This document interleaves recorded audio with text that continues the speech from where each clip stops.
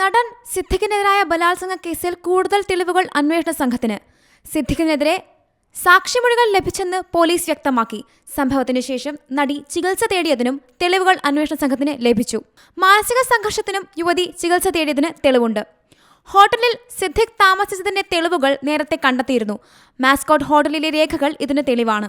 സംഭവ ദിവസമാണ് സിദ്ദിഖ് ഹോട്ടലിൽ താമസിച്ചതെന്ന് അന്വേഷണ സംഘം കണ്ടെത്തുന്നു. സിദ്ദിഖിനെതിരെ ഗുരുതര ആരോപണമാണ് യുവനടി ആരോപിച്ചിരുന്നത്. സിദ്ദിഖിൽ നിന്നും ലൈംഗികാതിക്രമം നേരിടേണ്ടി വന്നുവെന്നായിരുന്നു നടിയുടെ വെളിപ്പെടുത്തൽ. സിദ്ദിഖ് ക്രിമിനലാണെന്നും ഇപ്പോൾ കാണുന്ന മുഖമല്ല അയാളുടേതെന്നും നടി പറഞ്ഞിരുന്നു. സിദ്ദിഖ് തന്റെ സമ്മതമില്ലാതെ ശരീരത്തിൽ സ്പർശിക്കുകയും ശാരീരികമായി ഉപദ്രവിക്കുകയും ചെയ്തതായും നടി വെളിപ്പെടുത്തിയിരുന്നു. എന്നാൽ സൂക്ഷ്മമായി മെനഞ്ഞെടുത്ത കഥയാണ് നടിയുടെ മൊഴിയെന്നായിരുന്നു സിദ്ദിഖിന്റെ വാദം. പരാതിക്കാരി പോലീസിന് നൽകിയ മൊഴിയിൽ വ്യക്തതയില്ല. സംഭവത്തിന്റെ തീയതി അറിയില്ലെന്ന നടിയുടെ വാദം സംശയകരമാണെന്നും സിദ്ദിഖ് പറഞ്ഞിരുന്നു. News desk Zee Malayalam news. ഏറ്റവും പുതിയ വാർത്തകളും വിശേഷങ്ങളും വിരൽത്തുമ്പിലറിയാൻ സീ മലയാളം ന്യൂസ് എല്ലാ ഡിജിറ്റൽ പ്ലാറ്റ്ഫോമുകളിലും ലഭ്യം.